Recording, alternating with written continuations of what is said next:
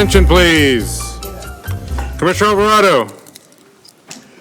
Commissioner Burke. Here. Commissioner Dunn. Commissioner Guardino. Present. Commissioner Kehoe. Here. Commissioner Norton. Present. Commissioner Tavaloni. Here. Commissioner Van Konynenberg. Here. Chair Inman. Here. Senator Bell. Assemblymember Frazier. Madam Chair, we have a quorum. Okay, let's get started, and if my record keeping is correct, we're going to start on item 25. Does everybody agree that's a good place to start today? Okay. Hannah? Good morning, Commissioners. Tab 25 is an informational item to present the draft guidelines for the 2020 Trade Quarters Enhancement Program. The draft guidelines are provided as an attachment to the book item. The 2020 guidelines will provide 3 years of programming in fiscal years 2021 through 22-23 for an estimated total of approximately $1.4 billion in program funds. Since the initial kickoff workshop in March 2019, staff have held public workshops in various locations throughout the state to gather input on the guidelines. Here are 2 of the more significant changes to the guidelines. For the 2020 program, if an applicant requests funds for the project approval and environmental document component, they cannot request funds for any other project components during that same cycle. So they would have to come back and request funds for other components in a future program cycle. And applicants are now required to provide performance metrics information to better articulate program benefits. Staff have been working with Caltrans, regional transportation planning agencies, and other stakeholders to develop funding targets for the 2020 program. But additional time is needed to ensure that we use the best information, that it's accurate, and that everyone is comfortable with the methodology and the numbers used. That being the case, staff recommends using the 2018 Trade Quarter Enhancement Program targets for the 2020 program to give us time to update the targets for the next cycle, which we definitely want to do. The 2018 targets are based on information from the Proposition 1B Trade Quarters Improvement Fund program. Stakeholders are generally in support of the guidelines and are in support of using the 2018 targets. We have received some comment letters. We want to take everyone's input into account, and we will be working with stakeholders to address these comments before submitting the guidelines to the Commission for adoption in March. This concludes my comments. As a reminder, this is an informational item, and I'd be happy to answer any questions you may have. Okay, do I have questions from the dais? I don't have any, so I'll call our public witnesses. Oh, I'm sorry. Yes, Commissioner Norton. Sorry. What are the metrics that you're encouraging people to bring back to us? Okay, well, they're key freight indicators that were originally used in the 2007 Goods Movement Plan, and they are things like the value of customs imports and exports, the VMT in each freight region. Everything is aggregated by freight region. The average annual hours of delay when trucks are moving at 35 miles per hour or below, tonnage for air, land, and maritime. So those are some of the metrics that we want to look at. Okay. What about the improvement in, accessibility and reduction in congestion? How are you measuring that? Is it by speed? Is it by access? Do you mean, so you're talking about just more efficiency on the system? Mm-hmm. There's the average, there's 2 measures. One is the delay measure, and the other one is called AADT. I'm not as familiar with that one, but it has to do with measuring truck trips and the reliability of truck trips. I'm still learning about the data myself, but those are the 2 indicators that I know of where we're trying to get at that. And there's also, one of the indicators is also emissions as well, so we're measuring that too. Wonderful. Thank you so much. Hold on, Hannah, don't go too far away. We have some public comments, so Okay. you may get some questions here. So now I have Robert Naylor. Whoa, how many years have we been having Bob join us? Great to see you at the podium. Madam Chair, Bob Naylor, representing LA Metro. First, we add our kudos to Susan, who got plenty last night, but I couldn't. We are going to miss you. We love Mitch, but you're special.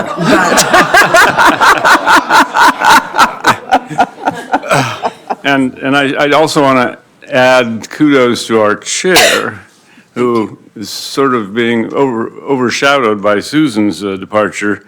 You led us through 2 tumultuous years, including fending off the repeal of SB 1.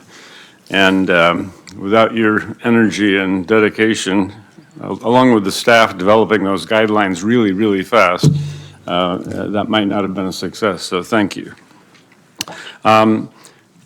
On these guidelines, the SB 1 infra guidelines, SB 1 specifically promoted leveraging of TSEP to attract federal funding. The leading competitive grant program for federal funding is infra. Unfortunately, Metro fears the proposed guidelines could make it difficult to compete for infra grants. Here's why. Under infra, US DOT requires that state match be fully committed for applications to be considered. The TSEP guidelines go in the other direction. They give priority to projects that have committed federal funding, but that creates uncertainty about whether state funding is committed.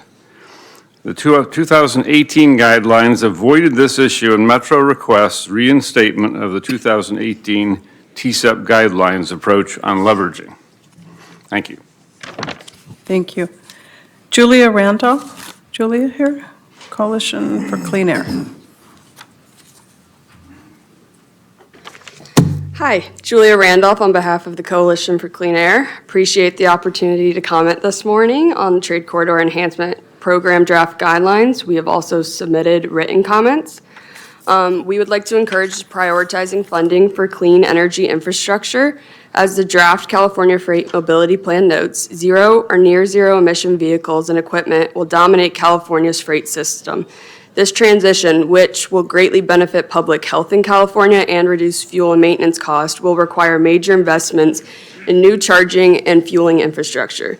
These investments will further the objectives of TSEP, the goals of the 2020 Freight Mobility Plan, the guiding principles of the California Sustainable Freight Action Plan, as well as Governor Newsom's Executive Order N-1919.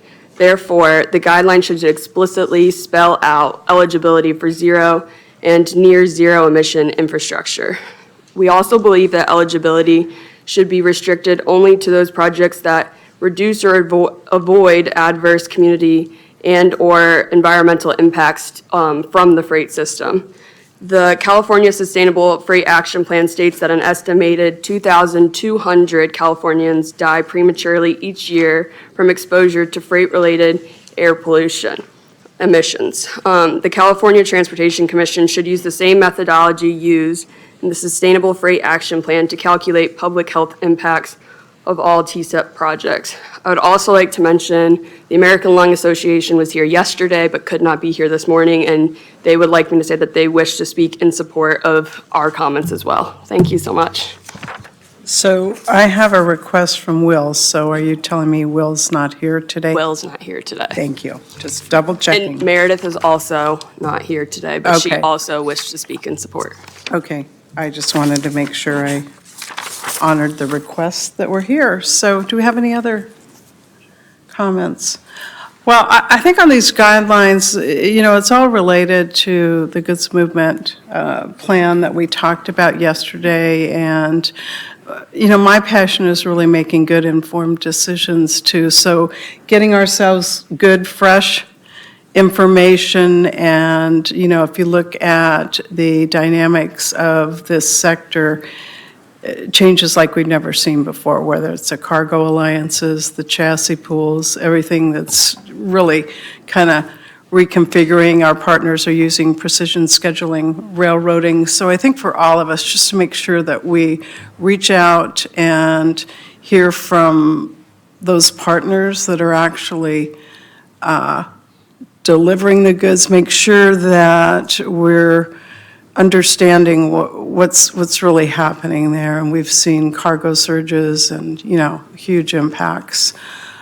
So I think I just really want to encourage this and look at it as an opportunity. So whatever we can do to help and really get those, proud that we have these funds in SB1. So whatever we can do together. So this was information only. So we'll move on now to item 26. John Shop.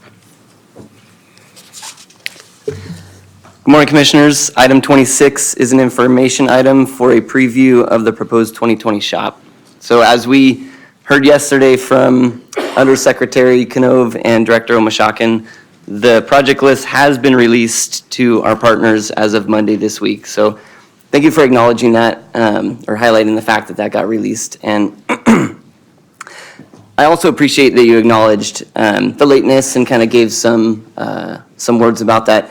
And Commissioners, I'm going to present a few items, and after I present a few items, Caltrans is going to come up and give a short presentation on the shop. And so that'll be an opportunity to ask some questions and get some more information if we would like it.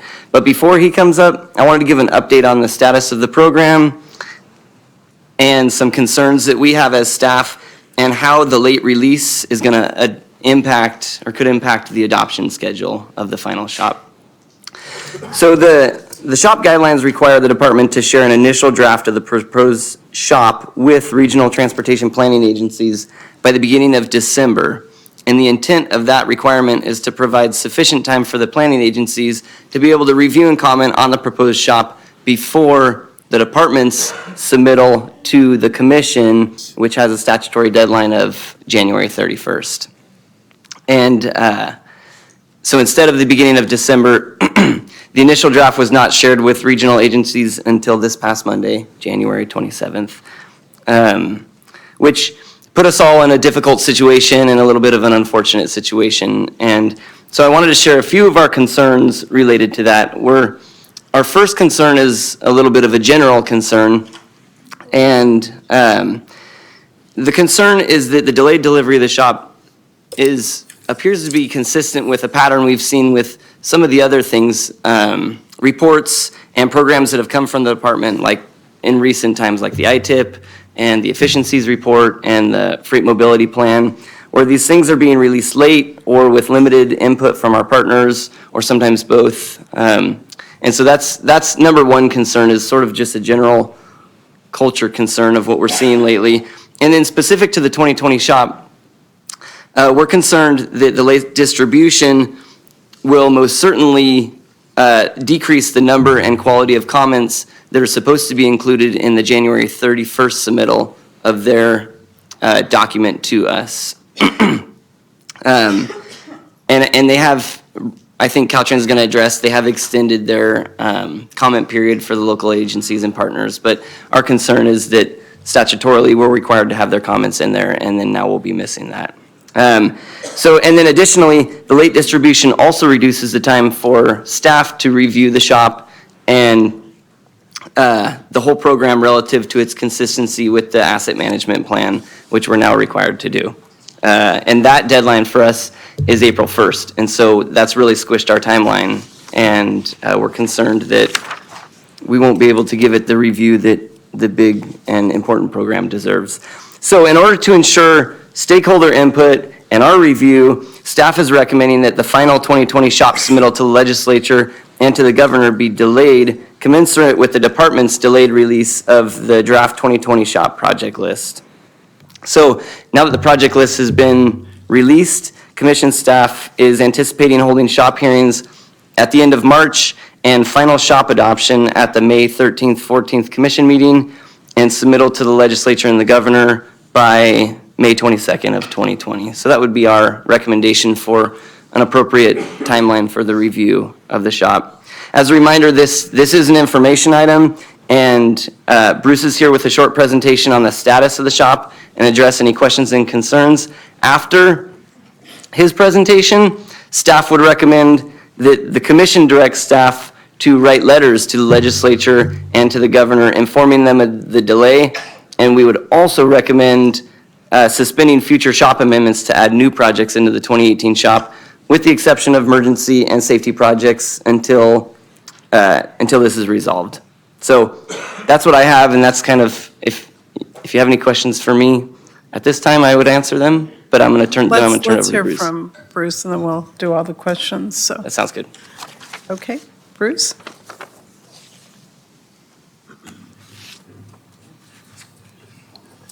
Thank you, John. Good morning, Commissioners. Morning. Sir, welcome. I'm sorry you get to see me perform the first time on this topic, but I will do my best here. Before I begin, I did want to, of course, say something in regards to Susan. I've been working with you and crossing our paths over several decades now, as it turns out. I too have been working with the department for 30 years, and it was remarkable in a recent conversation how much our paths crossed where we were both very new people here. So it's I'm quite happy for you that you're retiring, and people have been reminiscing. But the one thing that's really valuable with one of the services that the Division of Transportation Programming does in conjunction with our IT department, and particularly Ed Griffith, is that we video record all of these meetings. And and as you know, they are stored for permanent access. So you may go back and reminisce There you go. on You can meetings and binge special watch us, events and Susan. things that made you smile as you were doing now, and there are many of them, so you may be watching commission meetings for many, many hours. And it is available on demand through your streaming video services on your home computer. And you can probably connect it up to your television, and so you can have a dynamic experience on that. Yeah. Yeah, go So- for it, girlfriend. So it doesn't just have to be the memories that kind of like you lose it, you get the whole thing. Yeah. Moving on to the very serious topic that we're talking about here, I do acknowledge that we were late for this, and it has caused inconvenience to the commission in meeting your statutory deadlines, and it put pressure on your staff, and it also put pressure on our partner agencies. I do want to point out that this shop is different from any other in many regards, and I'll go into some of the details of those differences. But in particular, the project list that we're discussing, and this is the project list in its entirety. It's essentially a full ream of paper here of just the project list. This is not the actual text of the shop that you will see. Oh, thank you. I didn't think I'd pushed a button on there, but our folks are very good.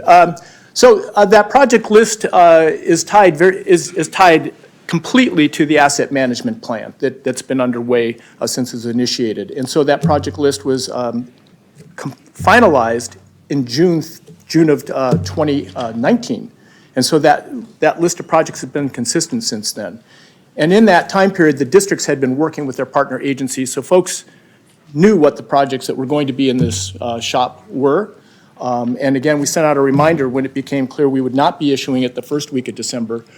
Prior to the winter break, we issued an email to all the regional agencies reminding them of the asset management plan project list access and provided the link to that so they could go back in and take a refresh in that. So that does not replace our statutory obligations to provide the list to our partner agencies and to your staff. But there was an opportunity to take a look at it. And as John referenced, in recognition of this, we issuing this this week, we set out a time period of 1 month, which they would have had to review the project list. So we said to send written comments to us by the 28th of February. So that is a 30-day comment period, which is the same amount of time they would have had had we released this on time. At that time, we would address comments and revise the shop document that you will be receiving tomorrow. So we will be submitting the shop as scheduled on the 31st, but it will not include regional agency comments. In the past, regional agency comments have been very minimal. We've sometimes received just a handful of projects, that are commented on. We recognize that this is a very different shop. It's a completely different shop. It's based on asset management in its entirety. It also is incorporating and addressing many new policy areas that haven't existed in previous shops. So there will be a lot of interest in this. And there are folks who will be going through the PIDs, the project initiation documents associated with the shop, to be looking at some of the project details. So that has not happened in the past. So we anticipate that we will have many going forward. Let's see. So we have, under this one, we have $17.4 billion in projects, which is an enormous amount of money, and it is under SB1, fully asset management tied, as I repeatedly keep saying. I apologize, I won't keep doing that. That $17.4 billion in the Commission's action to adopt the shop is a very significant action. In the past, prior to Senate Bill 486, the Commission approved the shop, and now you are adopting it. So the level of your commitment, and by extension, the level of trust you have to put in us, and also the accountability you'll have over us, increased with that. So the $17.4 billion in projects with Commission-adopted and federal performance targets and expectations in SB1 with performance targets, we had to be sure we have all this right. Very complex projects. As Jim referenced yesterday, we no longer just do a bridge project and a pavement project. We do a bridge and pavement project that's also addressing complete streets needs for that bridge crossing, and then the connections to the adjoining highway facilities. So we're not, and you've seen examples of that come before you where we've amended projects that were bridge projects midstream to add pedestrian capacity in Lake County so that the folks who are living in one side of the community could cross the bridge in a safe manner as pedestrians, low-income housing, to the services that were available on the other side of the bridge. And that's a reflection of the kinds of changes we're looking for. Typically now we're trying to get those kinds of changes put into the PIDs, and I'll discuss that later if you'd like me to, as to the opportunities to get projects in there. So we had a lot of analysis to do. I mean, it's recognizing what you're doing to adopt a shop at some point. And then also, as the Undersecretary referenced yesterday, we have an almost entirely new leadership team. This is the first shop that they are all seeing. And recognizing the years that this shop is going to be covering, 2021 through 23-24, for $17 billion of investment of SB1 funds, that is a huge undertaking. And when we submit this project list to the public, we have to be certain that we've done the analytics, that we can answer questions, and that we're doing what it was that you're expecting of us. So that analysis, and then after we do that analysis, explaining what all that means and showing that we're reaching our targets, that took us more time than we expected. And we've learned from that process. We will start much earlier on this process next time. We'll engage people earlier, recognizing that at the end of it, we're going to be having this elaborate document that provides much more information, takes things down to the number of feet and miles of different kinds of facilities we're doing, including for complete streets. We have 34 different complete streets categories now that we're tracking. That's something we didn't used to do. We are doing it now, and we're doing that for asset classes. And I don't recall exactly how many asset classes we have. We concentrate on the 4 when we talk here of meeting the performance targets. But we have dozens of asset classes. I mean, the state highway system and all the facilities, we're taking care of all of that, not just bridges, pavement, culverts, and TMS elements. And this document addresses that. So we have to do that, and we have to make sure when we give you the information that it is correct. So at this point, I would be happy to cease my presentation and respond to comments or questions you may have, or give you insights as to what will be in the shop document that you will see tomorrow. So whatever, I defer to what your preference is on that. Well, I have a light on, so I think there's a question coming It's a up. technical question. You say there's subclasses of asset classes under the main 4 asset classes? No, there's more than 4. There are more than 4 at main. There are 4 main asset classes that are addressed in the Commission-adopted targets and then SB1. Right. But there are many, many other asset classes. And there's going to be a more in detail on that in the document. Yes, those are identified. So within. They're not they're not certain kinds of culverts or certain. Well, kind- we come to you very often. No, bridge rails. Right. I'm not bridge rails. guardrails, signs, maintenance stations, all sorts of, those are all assets, and they're Well, addressed. and just a point of clarification, there are 9 supplementary asset classes that we also have benchmarks that the commission has adopted. Okay, thank you. Yeah, so they're in it. So when you see the data, we can't, in the summary, you'll see that basically, and I know you can't see this, but there's 2 or 3 projects per page, and it details out the list of things that it does, but it primarily focuses on the main, the anchor asset, if I can say that, and then there are additional, you can think of the supplemental assets, or they're child or assets, a parent and child. We often have that with projects where we split off something. But there are more things being done in that project than what the pavement project is doing. So but we do track all that and we report on it. But we can't put all of it in this document. Otherwise, this would be twice as thick. So depending on how you would like me to proceed, I can give you a summary, which will probably take about 10 minutes, or just defer, and we would address this at the workshop. At the workshop, Mike Johnson will be joining me. Oh, hearing, sorry, yeah, not a workshop. At the hearings that are going to be rescheduled, at that time, we will give with Mike Johnson, a very thorough explanation of how we address the guidelines and the other requirements. Madam Chair, might I suggest that this is not an action item, but we direct the executive director to send a letter to the legislature and to the director and the secretary outlining our concerns about the delay and informing the legislature that we will be delayed in doing our role until the end of May. Okay, I believe we can do that, give our staff direction when it's an information item. So, yeah, I think, is everybody in agreement with that? I got a little confused. So you talked about the projects were out last June, so everybody, you'd send them a link and they could know. And then we had the discussion of making sure that we had everything in alignment. And what's going to be tomorrow? Tomorrow, John referenced the submittal of the shop. It's basically the analysis of what all these projects are. It's not just the project list.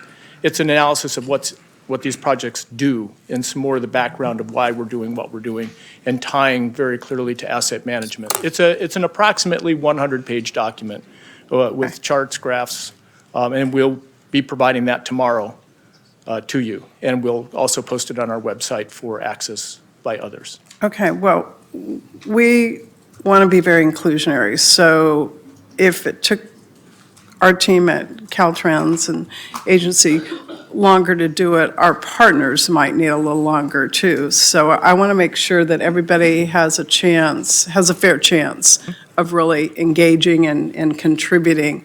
So let's make sure that we're already late. We're going to have to say, hey, guys, we'll be there and we won't be late again, but we got to make sure that we don't short someone else just because we were late, in my opinion. I think it's important that everybody gets a fair shot to do their best work and bring their best self to it. So, we've got the asset management plan. We've been learning and growing as we go with that. To me, that is just a vital, vital tool in terms of how you do your operations and your shop, therefore. And then also, we just have SB1, we promised to the people the state of good repair in the 10 years. So we've got a lot. We need to make sure that there's no hint at all that we're not absolutely full court press in delivering on those promises. So I think you kind of get the gist. But I do have some public comments. So Esther and Linda, are you here this morning? I'm thinking maybe we put these in yesterday thinking that we were going to get to them. So we had a request from Esther Rivera at California Walks and Linda Comasian from California Bicycle Coalition. They're not going to come today? Okay, sorry. Okay, I just want them to know that we call them out. So with that, that was an information item, so thank you, Bruce. Terry, did you have anything else? I want to be respectful of our team, too. Okay. Okay, are we good? No other comments? Okay, we will now move on to item 29, I believe. Good morning, Commissioners. Items 29 through 35 are informational items deemed by staff not to raise any issues, and therefore individual items will not be presented unless specifically requested by a commissioner. Yes, Commissioner Van Konynenberg. Terry, I'd like to go through the item on tab 29 related to the Caldecott Tunnel Generator Emergency Project. Jonathan. And could you walk me through the timeline on that project? And I first of all want to just say, obviously, Caldecott Tunnel, for those who are unfamiliar, is a key vital link, and it would be truly, it's almost like shutting down I-5 if it was to get shut down. So it's something that we take very seriously of keeping open. But I want to walk through the timeline of that project, if you could. Sure, okay. And we had consulted with the department, and they have someone here, they're prepared to respond. Yeah. Good morning, Commissioners. My name is Dina Altonsi. I'm the Chief Deputy in District 4, Caltrans Bay Area. And I'll go through the timeline for this director's order for this tunnel. It started out at late 2017 that we put together a district director's order. And the scope of that was to just identify, do some C10 and C16 inspections for the 4 bores. And the C10 and C16 are actually license types. These are related to electrical and fire and life safety. So this contract was for $290,000, and basically to identify the needs on these 2 categories. Then this was followed by another director's order that was approved in June 2018 for the amount of $2.6 million. This was funded from the HM3 program, and basically it was to address all the critical findings that we found in our first director's order. And then I'm sorry, what was the amount on that 2018 you said? $2.6 million. 2.6. Yeah. Okay? And we're here today to ask for another $15 million as a supplemental. And the need for the supplemental rises for 2 reasons. The first is we brought on board a monetary mechanical contractor that started addressing these deficiencies. And as they started doing that, we started identifying other elements that need to be addressed also. So a part of that is just addressing the fire marshal, basically making sure that we're in compliance with the fire marshal's requirements. That's about $10 million of that ask. The other $5 million is for the temporary generators that we have put out there. And this temporary generators need came about during the PSPS event that we experienced back in October and November. We wanted to ensure that the tunnel will remain safe and continually operating through the events. So that's a total of about $15 million. So question for you. So we started this in 2017, yet are we paying, but we're going with a temporary generation, a temporary solution, and we'll have to come back and do a permanent solution, correct? That's correct, yes. So even though we had a 2.5-year lead-in, we're still doing, I guess I'm frustrated that we're going to end up paying for this twice. I'm fearful. Yeah, sure. Let me explain a little bit more. So the scope of the work that was done in 2017 was to identify the deficiencies that we had on these tunnels. So basically, we put together a report, and that was completed in 2018. So the work on that report is all completed, it's all identified. The scope of the work that's being done under the current director's order is addressing these deficiencies. And then the need for the temporary generator came about just before the PSPS events in October and November. So we've had the temporary generators there since then. We initially paid for those temporary generators to put them on site, and then we have about $200,000 that we're paying every month. Madam Chair, could I ask a Yes, question? yeah. Could you frame the actual scope of work, why it was emergency to begin with, going back to the very the beginning, the initial funding, just kind of frame it, because we know that we funded multiple tunnels. I just think that we need to start at the beginning so we understand the emergency component. Well, and I'm confused because we have proudly a big tunnel project we completed fairly recently. Time flies when you're having fun, but I think it was probably maybe 3 years ago or something. I don't remember the date, but I'm looking at Tokes. You weren't watching our tunnel from Nashville? Come on, Tokes.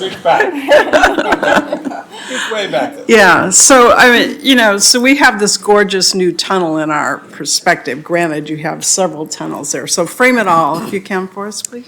Okay, so the inspection scope was for the 4 bores, and basically for electrical and fire life safety elements that were identified. The work that was done on the director's order that's currently, that we're currently working on is the repairs of these findings, which is the repair and rehabilitation for the fire protection, ventilation system, and electrical system problems that were found in these reports. Okay, I guess and for those who don't remember, we had a horrible fire there about 35 years ago. I don't know. So I recognize that this is critically important.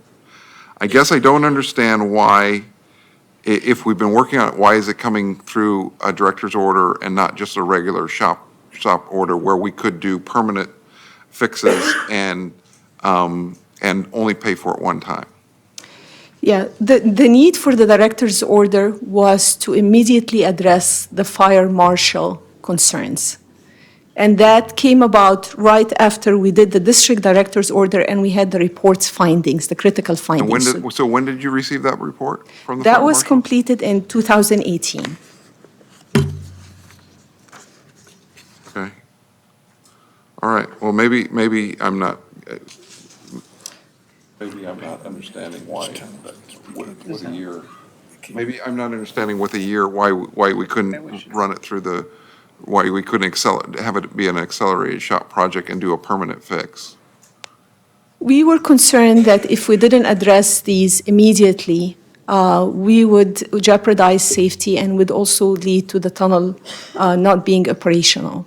So that. I get that, but why not, what we're doing is, a lot of the things will be permanent, but a lot of the things, my understanding is they're temporary. So why aren't we doing No, the it? only thing, sir, that's temporary is the generators right now. The fixes that we're doing is permanent fixes.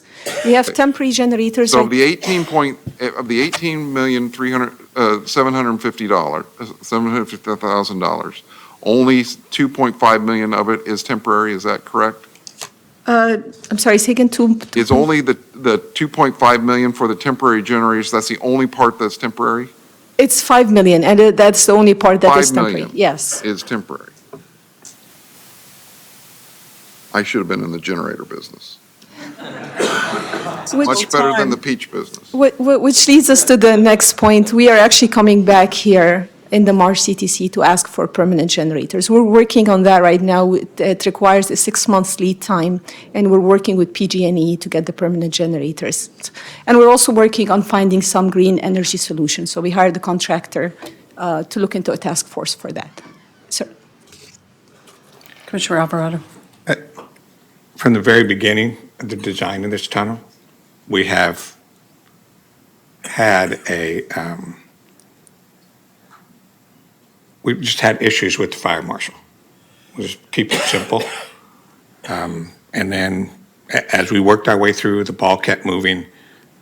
This particular facility handles the security for all the tunnels, not just the Caldecott. And quite frankly, nobody predicted an interruption of electrical service. So I'm frustrated as well, but I understand between PG&E and the fire marshal why we're having such a difficult time. And it's frustrating not only for me, who's been involved in this thing from the beginning, but it has to be absolutely frustrating for the people trying to solve the problem and the public at large. This is one of those issues where I think we do need to apologize and take responsibility for, but we're working with a lot of unknowns. If they would just tell us what they needed the first time and let us design it into that, it would have been a whole lot better. But, and you were there, Carl, I mean, this thing, you'd think that building was a Pentagon. It's not. It's a control center. And I feel for you, believe me, trying to get up here and explain it.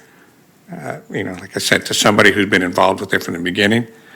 But for the people watching this at home, they're thinking the same thing you are, pals. How did we get into this mess? But we're in it. We'll get out of it. And Tokes will be able to come back and say, well, I remember when we did that. But this is a very, very frustrating issue. And I feel bad for you and Bruce. I hope your reporting years, I hope your reporting over this next year gets a whole lot better. Yeah. Bruce, you got a really bad Thank you. Okay, do we have any other questions? Hearing none, thank you very much for being here and helping us. So those are information items. So that took us through 35, and yesterday we did the consents. So I believe we start with 51. Would that be correct? My math right? Jose? Good morning, Madam Chair, Commissioners, and members of the public. Item 51 is an action item. This is the final EIR for the Veterans Boulevard State Route 99 Interchange Project, Veterans Boulevard Grade Separation Project. Caltrans adopted a statement of overriding considerations, finding that the benefits outweigh the impacts. Staff recommends your approval. Move it. Second. Oh, I've got the chorus on this. I think the loudest voice there was Commissioner Von Kanienberg with a first and a second, maybe over here from Commissioner Alvarado, and there was lots of, was the second over here from Gardino? It's fine. I'm happy to be the third to those two fine gentlemen. Oh, okay. Okay, any discussion?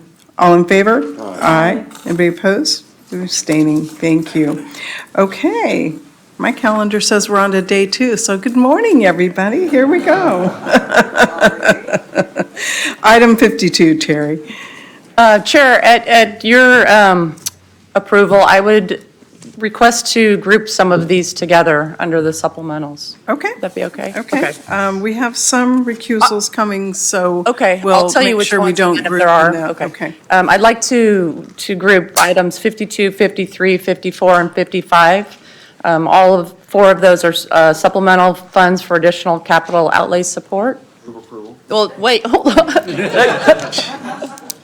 Oh, that's right. You know how to explain things, Terry. Well, I wasn't sure if she needed to recuse. She was, okay. Okay, no issue. So, Okay. yes, staff has reviewed those and would recommend approval. Okay. It's already out there. Okay. I'll second. No, wait. Time out. Rude people. Let's I go. moved. You moved. You seconded. Okay. 52 through 55. Okay, we have a motion by Commissioner Van Kanienberg, a second by Commissioner Alvarado. Any discussion? Hearing none, all in favor? Aye. Anybody opposed?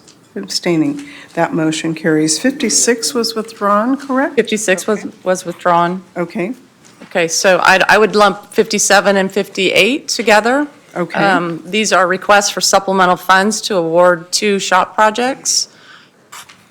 Staff would recommend approval. We had a move by Commissioner Tavaloni. I heard a second by Commissioner Norton over here. Is there discussion? Hearing none, all in favor? Aye. Anybody opposed? Abstained. That motion carries. Terry? Okay, item number 59 is a request by the department for supplemental funds to complete construction on a SHOP project, and staff would recommend approval. Second. We have a motion by Commissioner Tavaloni, a second by Commissioner Gardino. Is there discussion? Hearing none, all in favor? Aye. Anybody opposed? Abstaining. That motion carries. Item 60, Terry. Okay, item number 60 is a request for supplemental funds to close out a project. The department is requesting an additional $395,000 to settle the remaining claims and close out this project. Staff would recommend approval. Okay, we have a motion by Commissioner Van Konynenberg, a second by Commissioner Tavaloni. Is there discussion? Hearing none, all in favor? Aye. Anybody opposed? Anybody abstaining for the record? Thank you. That motion carries. Item 61, Teresa. Commissioners, item 61 is an action item. This is a supplemental request for contract award for $660,000 for a locally administered STIP project in the city of Orland. It's located in the Glenn County. The city of Orland was approved a STIP allocation of $1,020,000 in June 2019 for their Tehima Street reconstruction project. This project will install a curb, sidewalks, drainage, pavement delineation, utility relocation, and reconstruct the roadway in the city of Orland. The city opened bids on August 2019. All bids were above the engineer's estimate. They did request a time extension to see if they could come up with additional funds or explore other options. Unfortunately, they did not find the additional funds, and they need additional funding in order to award the contract. Glenn County does have unprogrammed share balances in the STIP, and they would like to utilize them. Although staff recognizes the challenges of these small agencies and the reality of the limited resources, this request is not consistent with STIP guidelines. Staff does not recommend this request. And here to speak on behalf of the City of Orland is Mr. Kenneth Skillman and Ms. Janet Wackerman.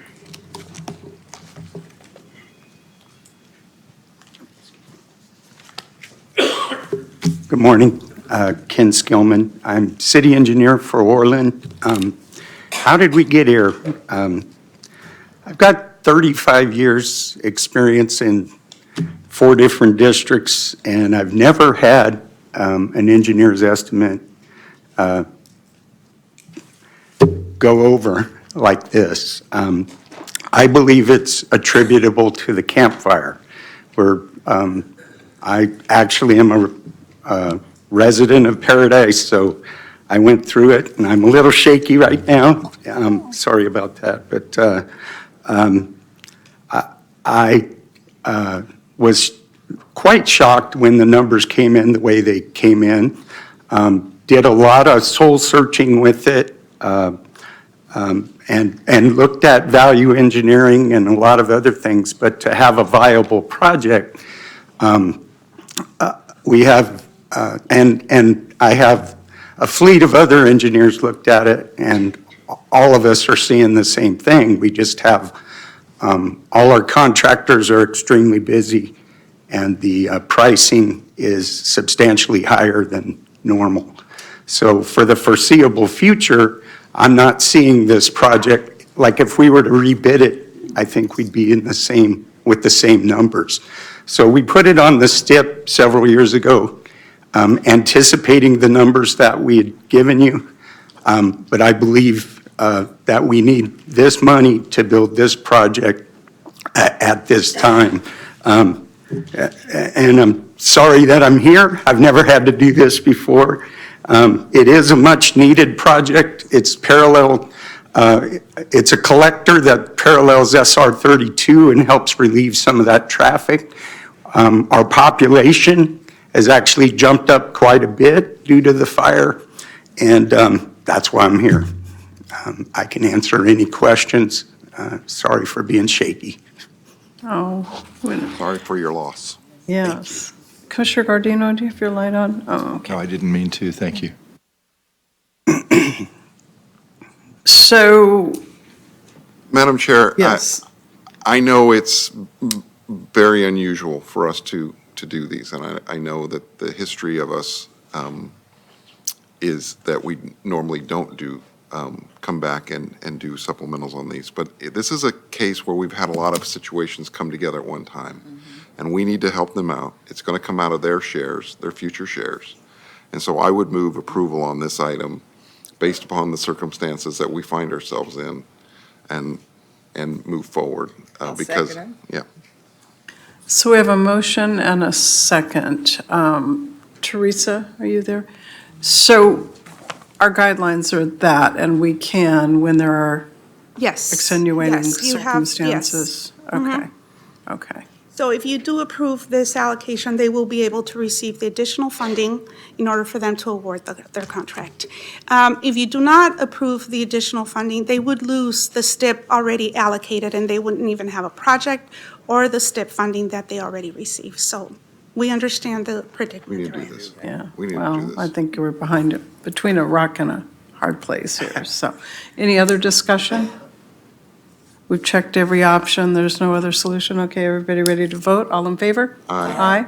We opposed? Abstain, okay. Thank you very much. Thank you. Thanks for coming down. Teresa, are you? No, you've done, okay, okay. I was on the next page, so. All right, 62, John. Item 62 is an action item to amend the 2018 SHOP to add 28 new projects and revise 32 projects currently programmed in the 2018 SHOP. As noted on the change list, one of the 32 revised projects has been withdrawn, so we're only revising 31 projects with this item. Of the 28 new projects, 24 of them are emergency projects and 4 of them are safety projects.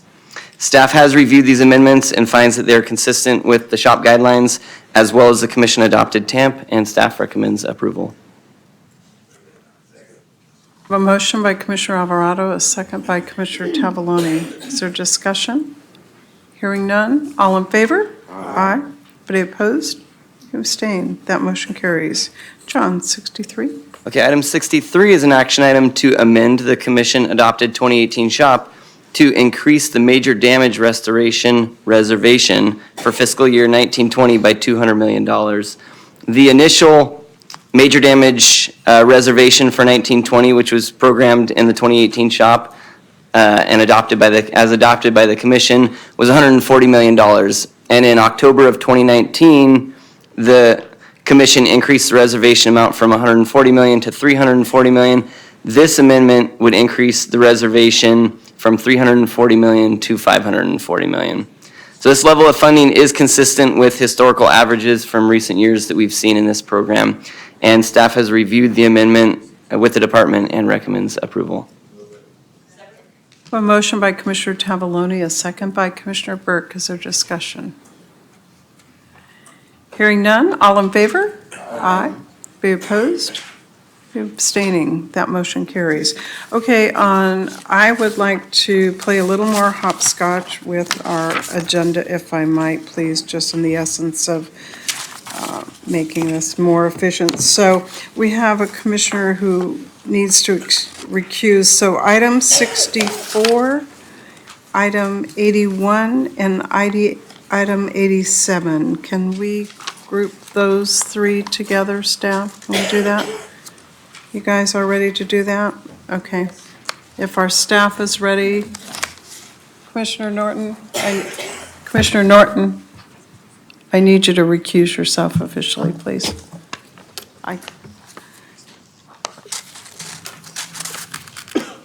Thank you. I am wishing to recuse myself while determination is being made about conflicts, so thank you very much. Just state the item numbers, please, Commissioner Norton. I wish to recuse myself from items 64, 81, and 87.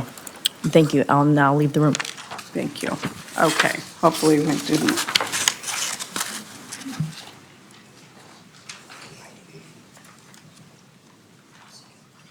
Thank you, Christine.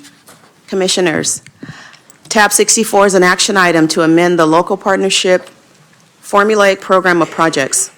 The first amendment will program $209,000 of available formulaic funding for the 2020 Legion Street Improvements Phase 2 project in Imperial County in fiscal year 2019-20.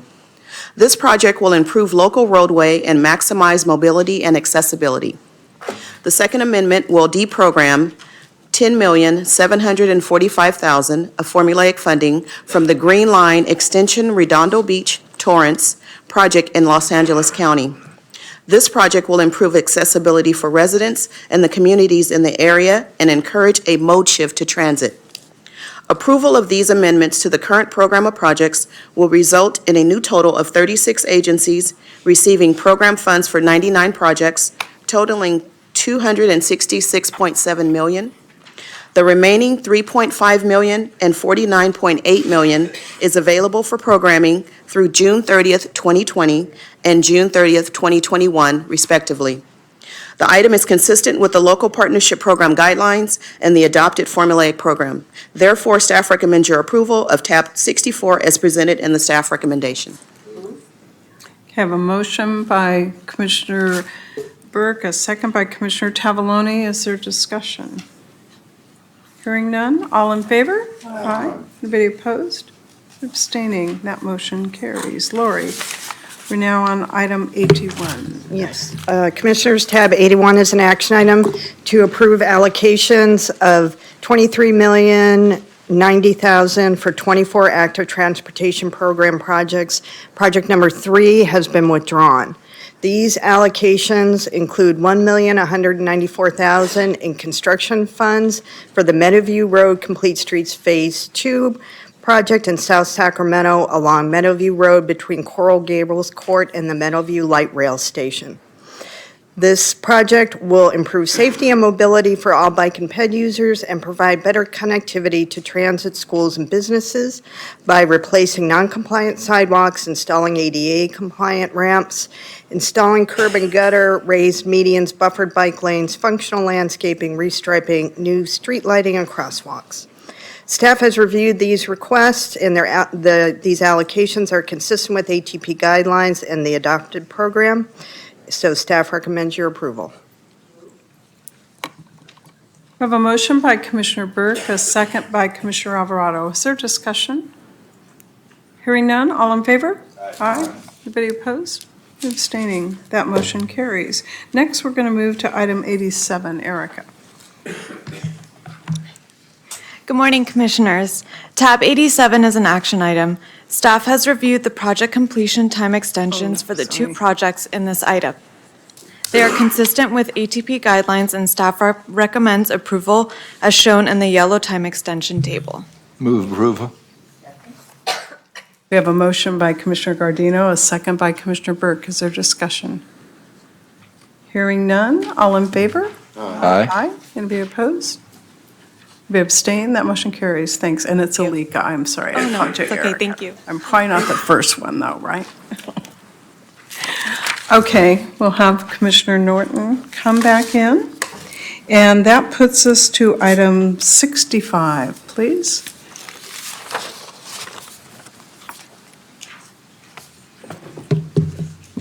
Good morning, Commissioners. Item 65 is an information item. Item 65 identifies changes to the awards for the Transit and Intercity Rail Capital Program and is the basis of future allocations for this program. No action is required at this time, but I would be happy to answer any questions. Do we have questions? Hearing none? Thank you. Thank you. You're off the hook. Okay, item 66. You're still here. Thank you. Tab 66 is an information item. This item is a notice of the Program of Projects for the Small Urban and Rural Federal Transit Administration Section 5310 Enhanced Mobility for Seniors and Individuals with Disabilities Program. This program provides financial assistance for nonprofit organizations to purchase transit capital equipment to meet the specialized needs of elderly and disabled individuals for whom mass transportation services are unavailable, insufficient, or inappropriate. The Commission is responsible for directing Caltrans on how to allocate funds for the 5310 program, establishing an appeals process, and holding a public hearing for the program. This notice precedes the appeals hearing, which will be held on February 4th. This hearing is for agencies which wish to dispute the results of their application. Attached to this item is a draft list of the projects that could receive funding from the program and their scores. I was notified yesterday that the Program of Projects is missing several projects, and I do have Kyle Gradinger from Caltrans who can explain the issue. But just to complete my report on this item, In the March commission meeting, we will have 2 items for the 5310 program, a public hearing that is required by law, and the adoption of the program of projects that will reflect the corrections resulting from the appeals hearing and getting the missing projects onto the program. That concludes the information item, and I can answer any questions that you may have before turning it over to Mr. Gradinger. Well, let's have Kyle come and then we'll, are there questions? Thank you. Good morning, Madam Chair and Commissioners. So the 5310 program is intended to improve mobility for seniors and individuals with disabilities. Caltrans released the draft project list on January 17th, and shortly afterwards, Caltrans was notified that 11 projects were missing from the list. Our staff, working with MTC, found these projects were identified on the list for proposed funding for the large urbanized areas. We will be moving these miscategorized projects to the draft list for small urban areas and rural areas, along with any others that might be identified during the appeals process and the meeting that will take place on February 4th in our offices. And because these projects will be added, there is the potential that one project currently identified for funding will drop below the approval line. But again, the appeals process meeting on February 4th is one where we have the opportunity to work with all the affected agencies to try to resolve that issue. We will notify all the agencies that may potentially be affected and ensure that they are invited and aware of the appeals meeting on February 4th. And that list, after the appeals meeting, we will revise the list and create the final list for you to take action on at the March meeting. Question? You said you had 17 projects that were missing. If something's missing, do we think there might be any others? I may have misspoken. The list was released on January 17th. We identified 11 projects in the MTC area that were miscategorized. They were from providers in really small urban areas or rural areas that were miscategorized onto the large urban areas. Okay, so we didn't really lose them. No, they're still there, just on the wrong list. All right. Okay, thank you for the update. Any Thank more you. questions? We have them. Okay. Item 67, Alicia.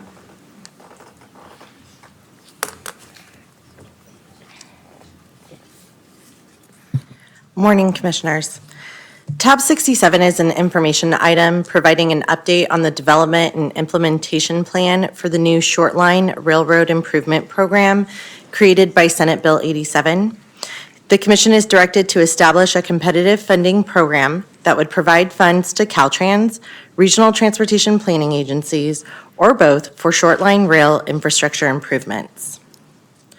Program guidelines will be developed in consultation with the California State Transportation Agency, an RTPA representative, and a representative from the Class 3 railroad industry. SB 87 appropriates $7.2 million from Trade Corridors Improvement Fund cost savings as of May 1, 2020, to Caltrans for the purposes of this program. Caltrans has identified $25 million in administrative set-aside cost savings from the Trade Corridor Improvement Fund, which the Commission will use to fully fund the $7.2 million Shortline Railroad Improvement Program. In accordance with the Trade Corridors Improvement Fund closeout policy adopted by the Commission in May 2019, the remaining $17.8 million in the administrative cost savings identified by Caltrans will then be directed to the Trade Corridor Enhancement Program. The planned schedule for guideline development and adoption is outlined in your book item. Commission staff will hold a program kickoff meeting in February of 2020, followed by stakeholder workshops prior to presenting draft guidelines at the March 2020 Commission meeting. This will initiate the 90-day public comment period that is required in statute. Guidelines will then be brought to the Commission for adoption at the June 2020 meeting. Are there any questions?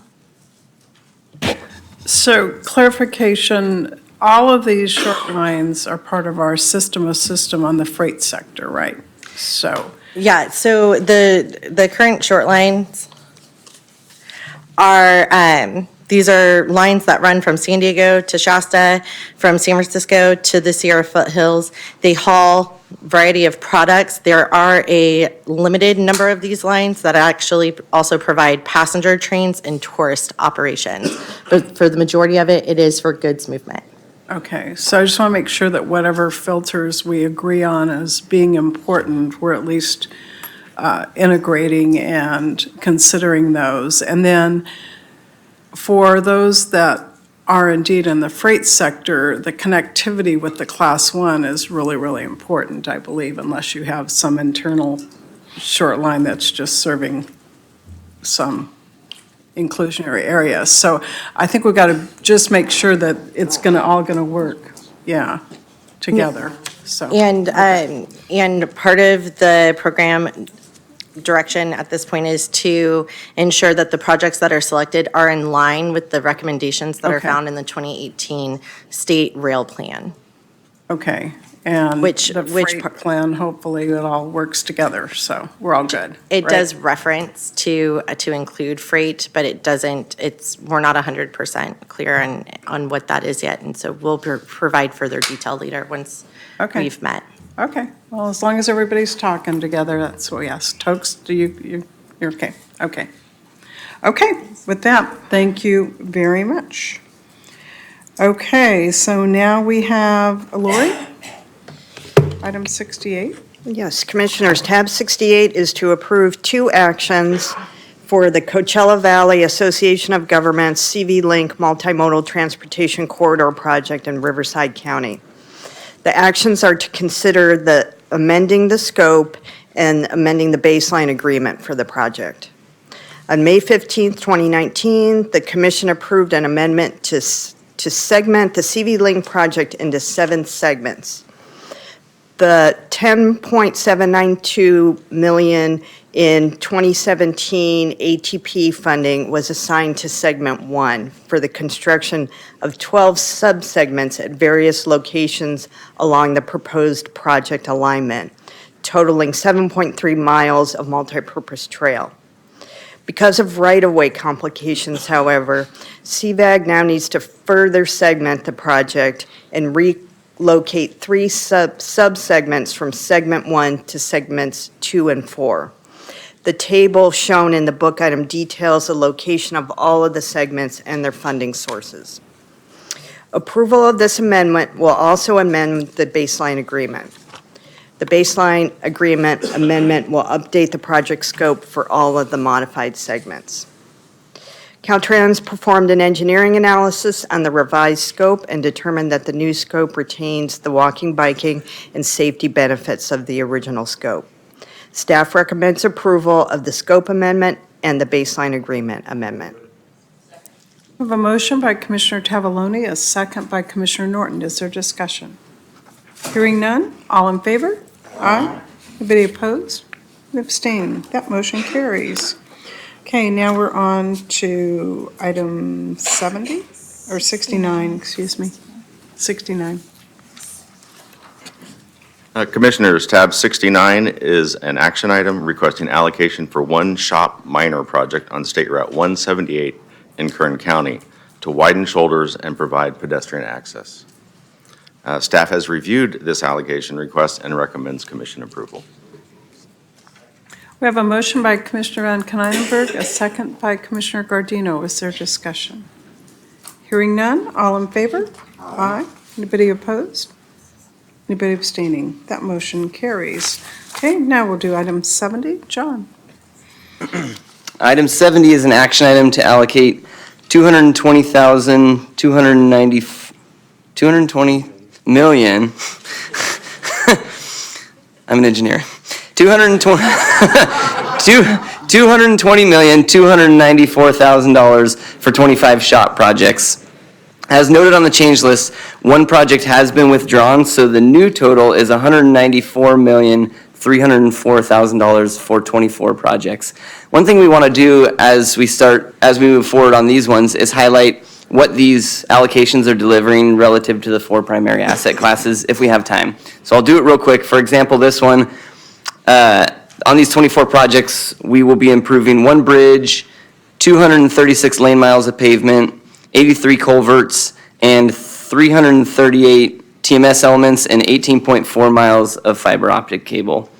And additionally, as a local shout out, the CMGC project that's just down the road here on 99, one of these allocations is for one of the early work packages for that project to keep that thing moving forward. So some exciting things happening here.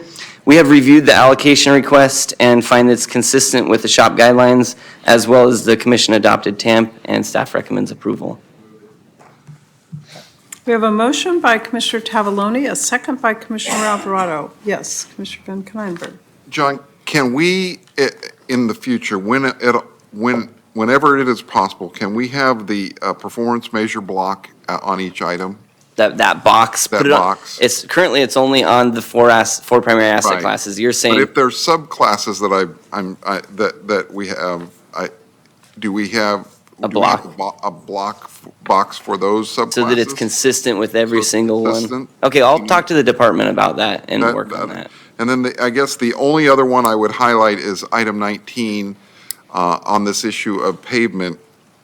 And I'm concerned that we need to have a better explanation or a better, and we talked about this yesterday, is, it somewhat calls into question, are we, or what we're using as, if we say we have good pavement on a corridor and we used automated systems to grade that pavement, is the PCI on that really good, or is it fair or less if we were to get in there and really look at it in the traditional way? So I'm not sure there's anything to do about that. I just think item 19 kind of highlights the concern. Okay, so one thing we are doing about that is tomorrow we have a meeting, Terry and I, with the pavement, the Caltrans pavement people, to kind of get a better understanding of their stuff. Fantastic. Thank you. Perfect. Okay, so we have a motion. All in favor? Aye. Be opposed? Be abstaining? That motion carries. Item 71, please, John. Item 71 is an action item to allocate $67,283,000 for 68 2018 SHOP pre-construction phases for environmental, design, and right-of-way support. Staff has reviewed this allocation request and recommends approval. We have a motion by Commissioner Tavaloni, a second by Commissioner Van Kennisenberg. Is there any discussion? Hearing none. All in favor? Aye. Any opposed? Be abstained. That motion carries. Item 72, Teresa. Commissioners, I'm going to take items 72 and 73 together, if That would okay be with good. you. These are allocation requests for the same project is the Downtown Trinidad Pedestrian and Connectivity Project in Humboldt County. Tab 72 is for PS&E, $60,000. Tab 73 is to advance the right-of-way component for $15,000. Staff has reviewed these requests, finds it consistent with STIP guidelines. Staff and the program staff recommends your approval. Move approval. I have a motion by Commissioner Gardino, a second by Commissioner Van Kennisenberg. Is there discussion? Hearing none. All in favor? Aye. Anybody opposed? Abstaining. Those motions, two motions, 72 and 73 carry. Thank you. 74, Teresa? Item 74 is an action item. This is a STIP allocation request of $4 million for an AB 3090 reimbursement project in San Mateo County. Staff has reviewed this request and finds it consistent with the STIP guidelines and the program. Staff recommends your approval. Have a motion by Commissioner Tavaloni, a second by Commissioner Alvarado. Discussion. Hearing none. All in favor? Aye. Anybody opposed? Anybody abstaining? That motion carries. Mr. Vice Chair, I wish to recuse myself on item 75 as my employer has a project in the immediate proximity. I will exit.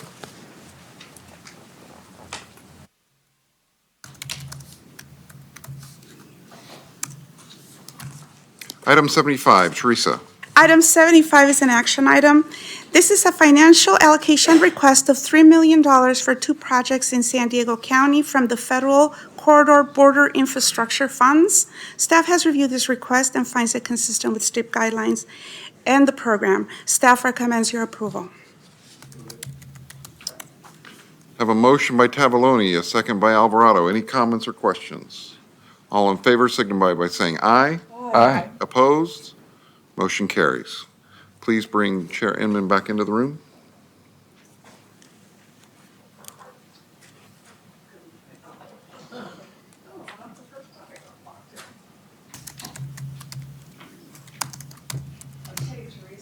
Item 76 is an action item. This is a financial allocation request from the STIP program and the Local Alternative Transportation Improvement Program, otherwise known as the LATIP. This was approved by the commission in March 2016 for Tuolumne. This is for $10,348,000 for the Peaceful Oaks Road State Route 108 interchange ramp project. Staff has reviewed this request and finds it consistent with the STIP guidelines. STIP and LATIP program. Staff recommends approval.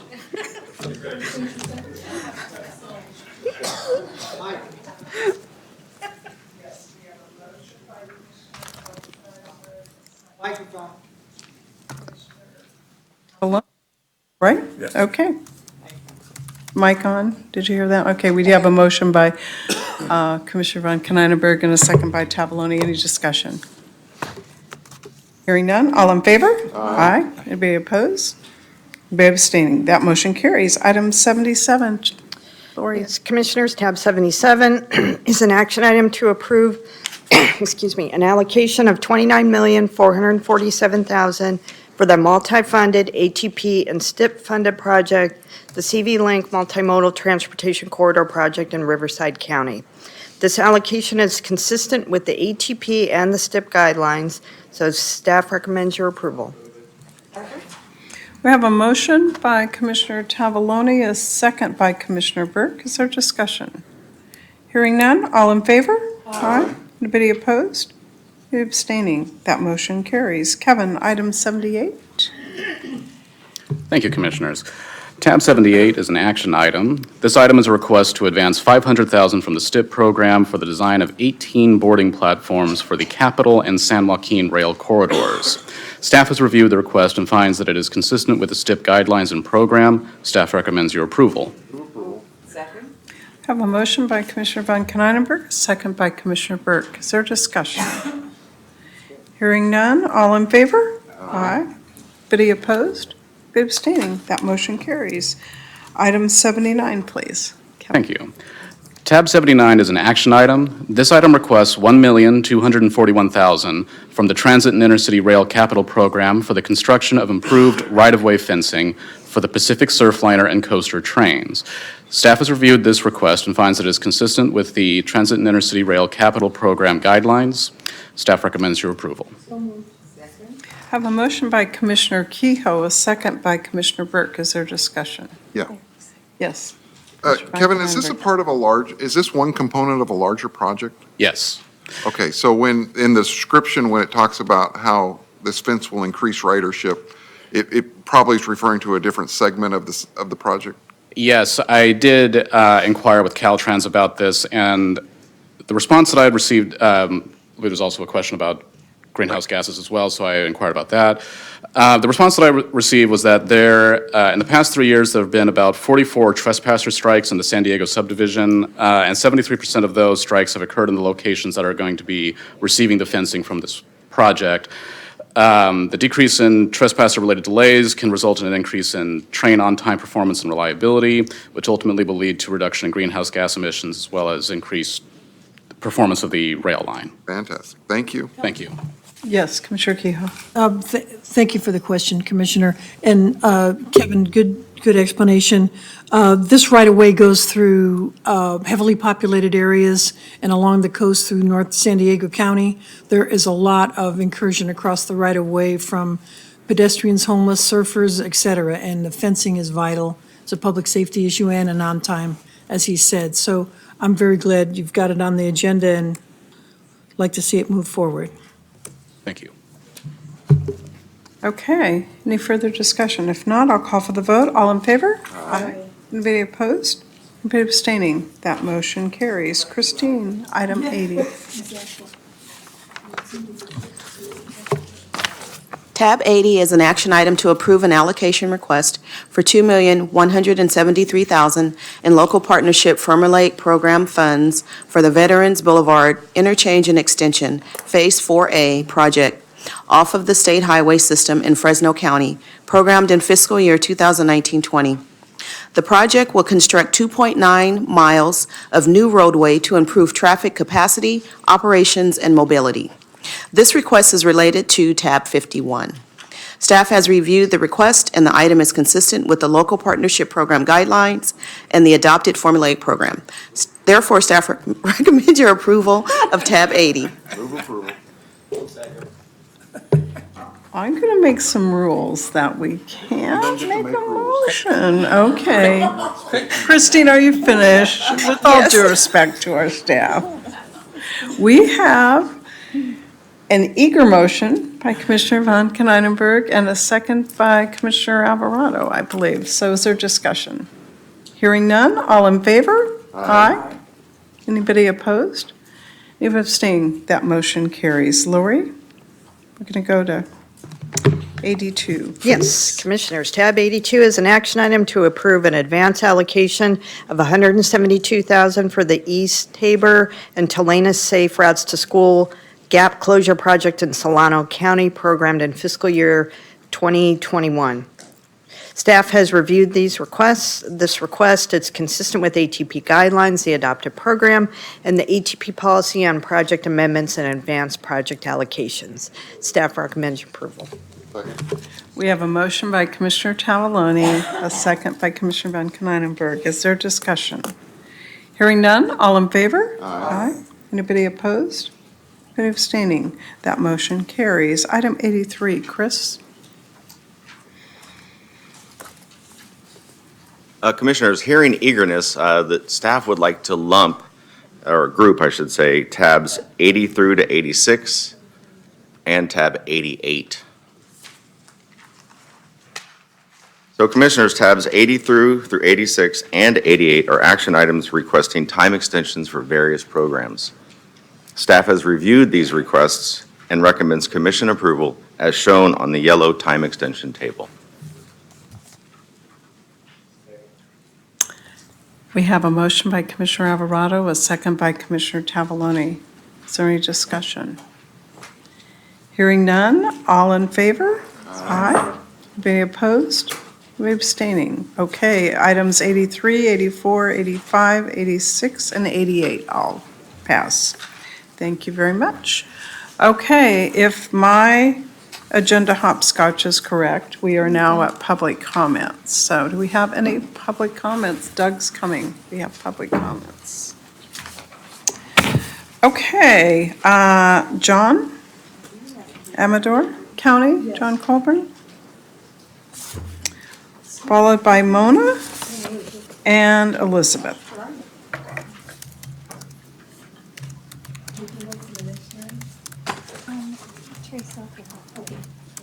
Good morning, Commissioners. Good morning. Morning, John. I'm really happy to be standing here before you. Figuratively, I broke my femur 9 weeks ago. Ooh.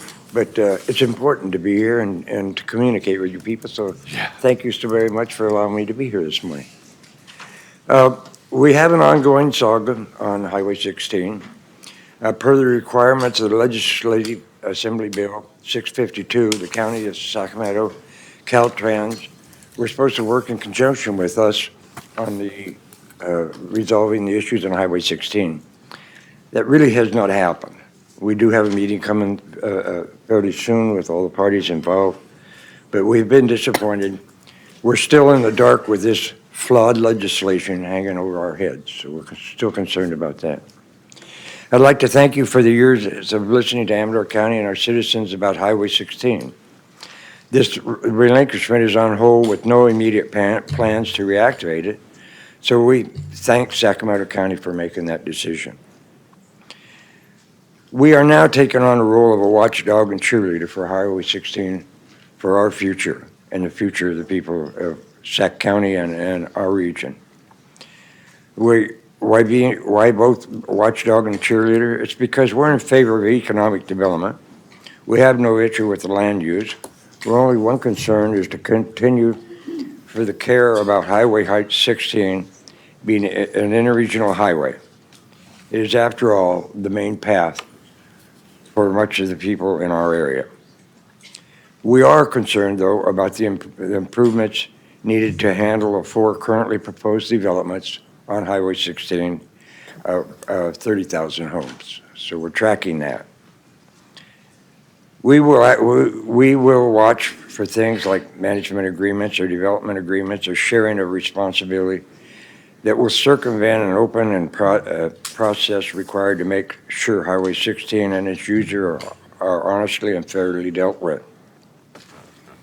This whole process of relinquishment and that's gone along with Highway 16 is basically to save for current developers the cost of providing enough right-of-way to meet the Caltrans required lanes to handle that volume of traffic. In that vein, Caltrans and the county are working hard to subsidize a private sector developer. We now believe that they're trying to take this interregional highway out of your control. We will be watching for that, and we will be reporting back to you on our progress. So again, thank you for your opportunity to speak with you. I want also to thank you, your executive director, for all the years of service to CTC. Susan's, I've heard all the accolades about you and in the last 2 days and agree with all of them. You're a wonderful, wonderful person, and she is a great leader. But I don't want you to worry about the future, because the city of Plymouth has a position waiting for you, Susan, to be the new director of the city of Plymouth's change to become a blue zone city. We're working on that. We look forward to working with you, Susan.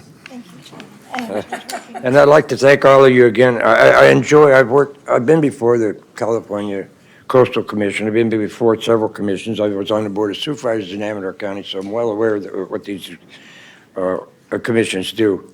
And I'm really, really happy with what you guys have done here.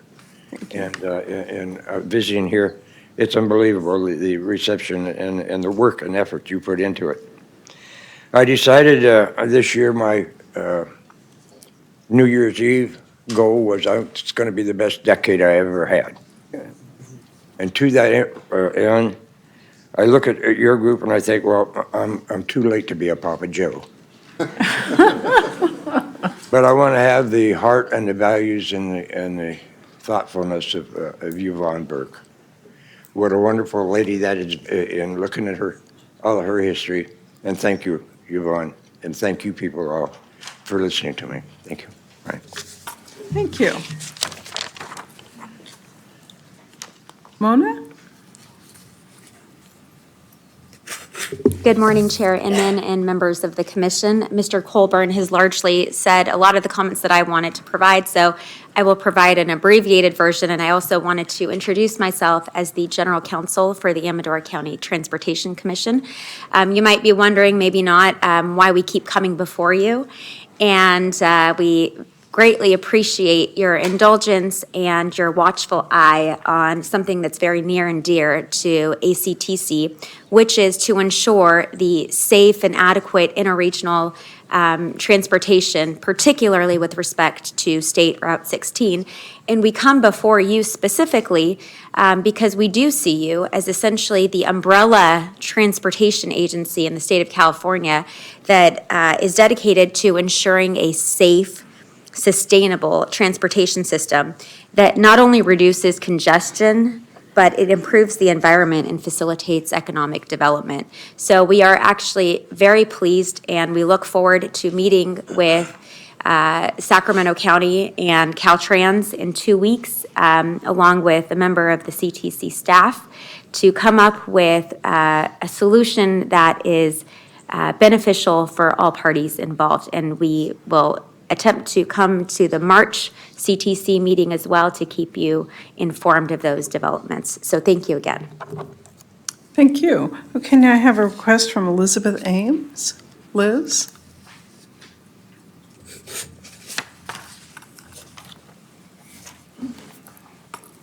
Good morning. Happy New Year. Hopefully this is the decade of new transportation solutions. I'm Elizabeth Liz Ames. I am elected official that I met you all in Riverside, if you recall, talking about climate change. And I'm here again to kind of, because you're the umbrella of transportation for the state of California, thank you, and we care about the environment, we care about transportation solutions and reducing congestion, I would like to work with Caltrans, along with my constituents, to postpone the sale of Caltrans surplus land, it's 37 acres in Union City, because the premise of selling that land is to create another connection to Highway 880 to Niles Canyon, which is Highway 84. Now, we have a lot of congestion in my district because I have Fremont, Union City, Newark, South Hayward, all the way into Sunol, into Niles Canyon. And it's a natural resource. We're very concerned about this area because it's our water supply. And we don't want more congestion passing through our communities to, shortcut, through the canyon, which is 6 miles long, to 680. Because everybody lives in the valley and the work is in the peninsula. It's on the peninsula. So I would encourage the commission to consider that. And I applaud the commission for looking at congestion corridors.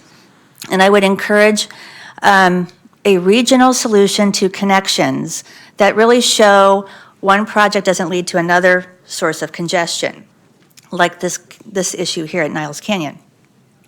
And when you're thinking about, hopefully when you're thinking about these solutions, let's talk regionally, like agency to agency, to come up with a holistic plan, because local agencies are approving projects through the ACTC, Alameda County Transportation Commission, and they all have their projects, but there's no holistic congestion plan. And I would encourage, as a BART director, we're trying to increase our ridership. We want people to take public transit. And I would love to see our highway system, hopefully, I'm looking at Caltrans here, I would love to see express buses on our highways, because most transit centers are there's very few. And job centers are off the freeways. So I would love to have our highway system look at congestion and the mode of public transit and collaborating with all the agencies to reduce this kind of congestion. And case in point, I want to go back to Niles Canyon. I'm hoping that we don't indirectly increase congestion in the canyon because we're working with a sole agency to deliver a corridor that really doesn't have an outlet. I hope that makes sense. And I want to thank you all for listening to me again, and hopefully we'll see you next time. And thank you. Okay, Liz, before you step away, though, just a little point of clarification. I couldn't tell, are you speaking on behalf of your elected position, or? Well, I'm not speaking on behalf of the BART board, but I did run for office with this issue. I brought this issue up in my campaign to reduce congestion, to stop this connector that leads to no outlet. So I apologize for not filling that portion out, but on the form. But I think that the BART board would agree that we want to increase our ridership. We want to reduce congestion on the roadways. But this is a project-specific element in my district, which is District 6. Okay, I just think for the record, we need to be clear. I'm not speaking on behalf of the board, but I am an elected official representing my constituents. Okay, Thank that's, we like that. We just want to make sure everybody understands. So with that, I believe we have come to the end of our agenda. And now the man that didn't want to speak last night, Commissioner Alvarado. Well, because this one's easier, I would like to make, I don't have to make a motion, but I'd like to adjourn in honor of Susan Branson's service to the commission. I would just ask everybody to stand while we do that, and let's give a big shout out as we adjourn the meeting.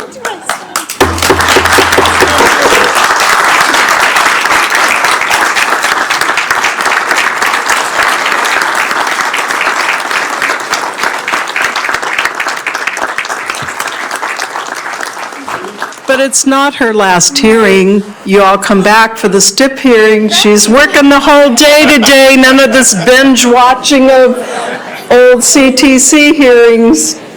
Okay, guys, we're going to clear out the room and come right back. So I think we need about a half hour. Is that what everybody's planning on? Maybe 11 o'clock. Okay, so 11 o'clock. On your mark, get set, go.